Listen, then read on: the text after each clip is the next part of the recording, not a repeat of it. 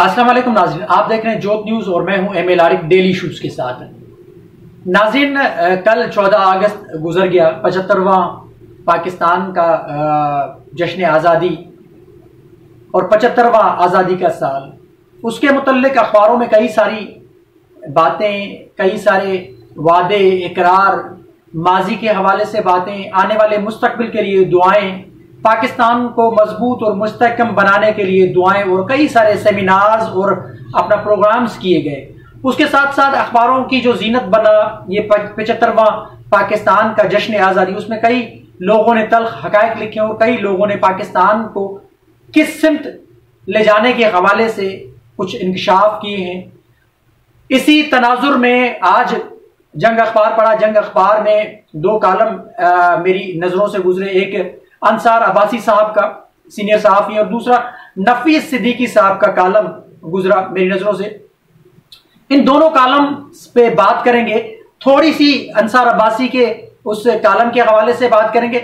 मेरे ख्याल से देखा जाए तो सूरतें दोनों की, यानी मकसद एक ही है पाकिस्तान के मुतल्लिक कि हम पाकिस्तान को किस सिमत लेके जाने की कोशिश कर रहे हैं। लेकिन अंसार अब्बासी साहब ने इस्लामी तर्ज अमल के हवाले से जो पाकिस्तान की बुनियाद जो रखी गई थी उसको उन्होंने हाईलाइट किया है। और अपना जो नफीस सिद्दीकी साहब है, उन्होंने पाकिस्तान के हकायक रखे हैं, जो हकीकी माना में पाकिस्तान जिस हवाले से बना गया था, या पाकिस्तान को हकीकी माना में जो तरक्की पाकिस्तान की हो सकती है, उस नफीस सिद्दीकी साहब के जो कालम है वो मुझे लग रहा है कि वो हकायक पे मबनी है। और उसी तर्ज के या उसी सिम के हवाले से अगर उनका जो कालम है उसकी, अगर उस कालम के निस्बत जो उन्होंने बातें की, अगर वैसे ही जा रहे हैं हम, तो बड़ी गलत सिमत जा रहे हैं। अगर उस पर जो उन्होंने जो बातें की है कि पाकिस्तान का मकसद ये था, तो उस पर अगर पाकिस्तान चलता है तो पाकिस्तान तरक्की करेगा और तरक्की की राह पर गामजन होगा। तो चलते हैं, शुरू करते हैं, बात करते हैं इस पे।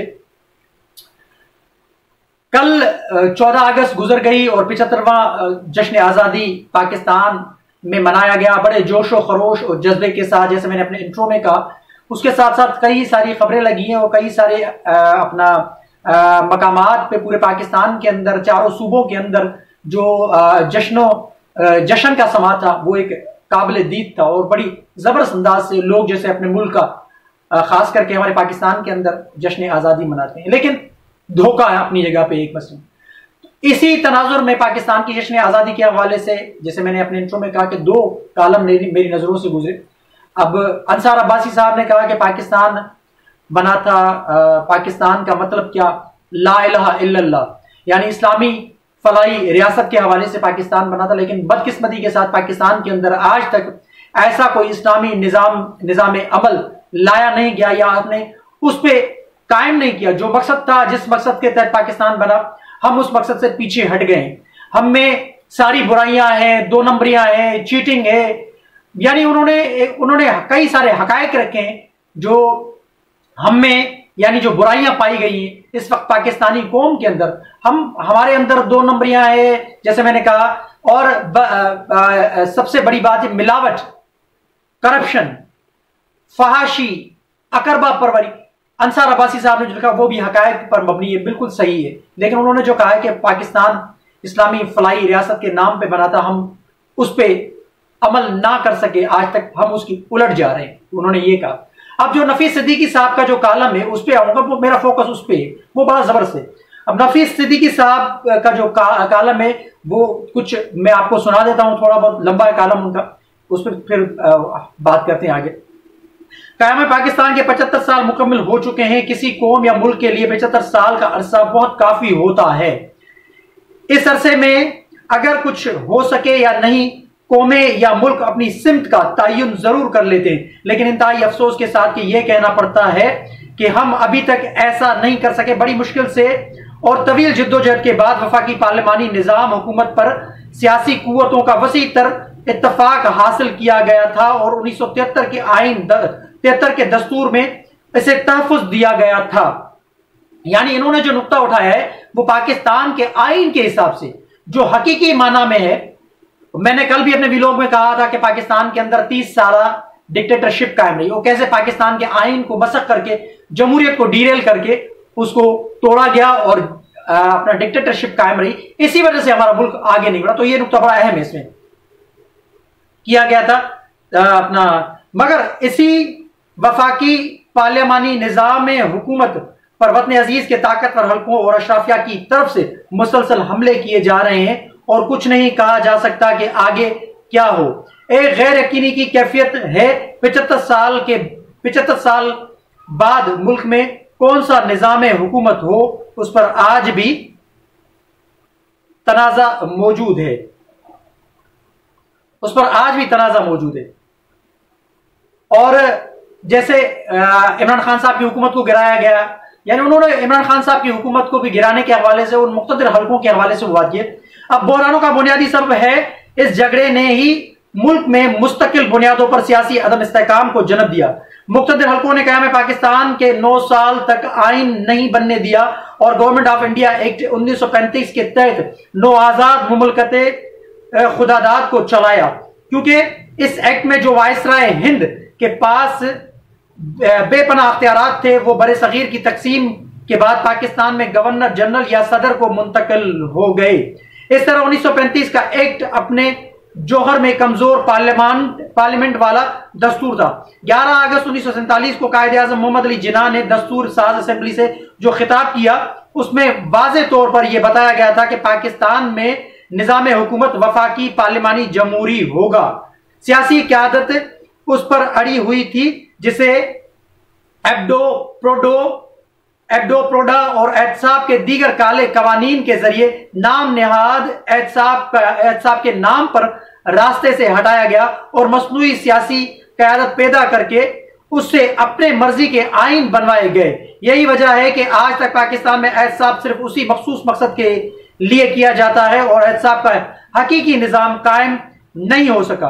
पाकिस्तान की वफाकी इकाइयों यानी सूबों की हैसियत खत्म करने के लिए 22 नवंबर 1954 को वजीर आजम मोहम्मद अली बोगरा ने मुल्क में 1 यूनिट स्कीम नाफिज करने का ऐलान किया। 5 अक्टूबर 1955 को गवर्नर जनरल सिकंदर मिर्जा ने यह स्कीम नाफिज कर दी, जिसके तहत मगरबी पाकिस्तान के चारों सूबों, रियासतों और इलाका जात को 1 यूनिट बना दिया गया, जबकि मशरकी पाकिस्तान दूसरा यूनिट करार पाया। 1956 में पाकिस्तान का जो पहला आइन बना 1935 एक्ट के तहत, अगरचे वो भी वफाकी पार्लियामानी था लेकिन सारे अख्तियारात उसमें भी सदर के पास थे। 1 यूनिट स्कीम के तहत 1956 के आइन में मशरकी और मगरबी पाकिस्तान के दरमियान बराबरी पार्टी सिस्टम नाफिज किया गया। कौमी असेंबली में आबादी के बजाय दोनों यूनिट्स को बराबरी की बुनियाद पर नुमाइंदगी दी गई। सियासी कुव्वतों की जिद्दोजहद वफाकी पार्लियामानी निजाम के लिए जारी रही, यहां तक कि पाकिस्तान में इनकलाब की सूरत हाल पैदा हो गई। अक्टूबर 1958 ईस्वी में जनरल अयूब खान ने 1956 ईस्वी का आइन मुअत्तल करके पाकिस्तान में मार्शल नाफिज किया और फिर 4 साल बाद 1962 का आइन दिया, जिसमें वफाकी पार्लियामानी निजाम हुकूमत की बुनियादी खुसूसियात खत्म कर दी गई। यह एक सदारती निजाम हुकूमत था। यह एक सदारती निजाम हुकूमत था। बुनियादी जमहूरियतों का निजाम ही बीडी सिस्टम मुतारिफ कराया गया। सदर और अरकान पार्लियामेंट का इलेक्टोरल कॉलेज लोकल काउंसिल्स के मुंतखब नुमाइंदे थे। यह आईन पाकिस्तान की एस्टेब्लिशमेंट की मर्जी और मंशा के मुताबिक था और आज भी शायद 1962 वाले दस्तूर की बहाली या उस जैसे किसी दस्तूर की नई मंजूरी के लिए ये सारे बहरान पैदा किए जा रहे हैं। ये एक बहुत बड़ा इंकिशाफ नफी सिद्दीकी साहब के कालम में जाहिर किया गया है कि ताकि ये जो बहरान पैदा किए गए उसके पीछे यानी वही जो 1 यूनिट का एक मामला था 1962 के एक आइन के तहत जो अपना मुक्तदर हल्के या एस्टेब्लिशमेंट के तवस्सुस से जो लाया गया था अपनी मर्जी का आइन, यानी एक शख्स के पास सदार अपना अख्तियारात हो। जैसे बीच में इमरान खान साहब की हुकूमत थी तो उस हुकूमत के दौरान भी बड़ी चेमगोइयां थी कि जी सदारती निजाम नाफिज कराने के लिए ये इमरान खान साहब को लाया गया है। और इमरान खान साहब को हकीकत यह है कि इमरान खान साहब को जो लाया गया था सदारती निजाम नाफिज कराने के लिए, इसमें कोई शक व शुबा नहीं। ये नफीस सिद्दीकी साहब का जो कालम है इसमें बड़े तल्ख और भी हकायक हैं। अब नफीस सिद्दीकी साहब के कहने के मुताबिक जो आज ये जो हुकूमत है जो मखलूत हुकूमत है ये भी इस्तेमाल हो रही है, ये भी उन मुक़्तदिर हलकों के हाथों इस्तेमाल हो रही है और जमहूरियत को नुकसान, यानी ये अनजाने में, जाने अनजाने में ये भी जमहूरियत को नुकसान पहुंचाने के मुतरादिफ जा रही हैं, उनको सपोर्ट करने के हवाले से। इमरान खान साहब को इस्तेमाल किया गया और इमरान खान साहब को अब भी इस्तेमाल करने की बहुत बड़ी कोशिशें जारी और सारी हैं। इमरान खान साहब को भी अगर लाया गया तो इमरान खान साहब के साथ वो जो मजहबी जमातें हैं जो यानी इस जमहूरी निजाम के खिलाफ है, आपको पता है कि माजी में भी ऐसे 9 सितारे बनाए गए थे और पीपल्स पार्टी की हुकूमत को डीरेल किया गया था।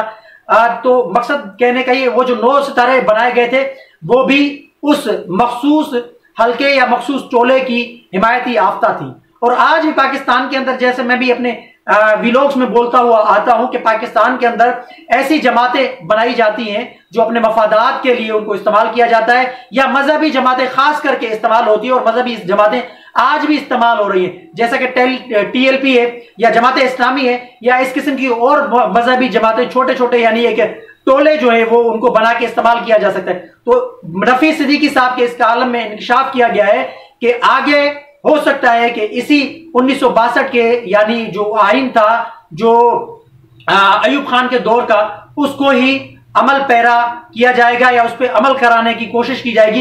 इमरान खान साहब को भी और कुछ मजहबी जमातों को मिला के आगे एक सदारती निजाम नाफिज किया जाएगा। तो देखना यह है कि पीपल्स पार्टी और नून लीग या मौलाना फजल रहमान का इसमें क्या किरदार रहता है, आया कि ये भी उसमें इस्तेमाल हो जाती हैं या फिर ये खड़ी हो जाएंगी जमहूरियत को बचाने के लिए, क्योंकि 18वीं आईनी तरमीम को अपना डीरेल किया जा रहा है और 18वीं आईनी तरमीम जो है वो एक यानी आंखों का कांटा महसूस किया जा सकता है उसको उन मुक्तदिर हलकों की तरफ से।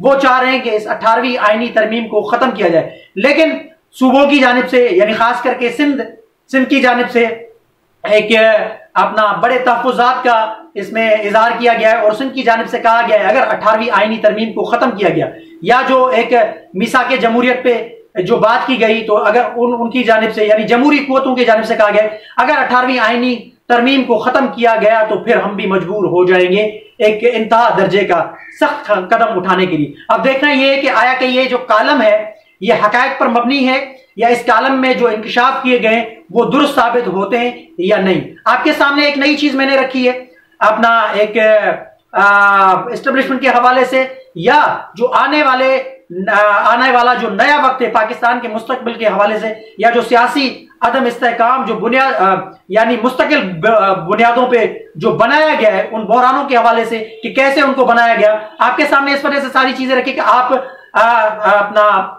मवाजना करें और अपनी राय का इजहार दें। कमेंट सेक्शन में अपनी राय का इजहार जरूर कीजिएगा। तब तक के लिए अल्लाह हाफिज।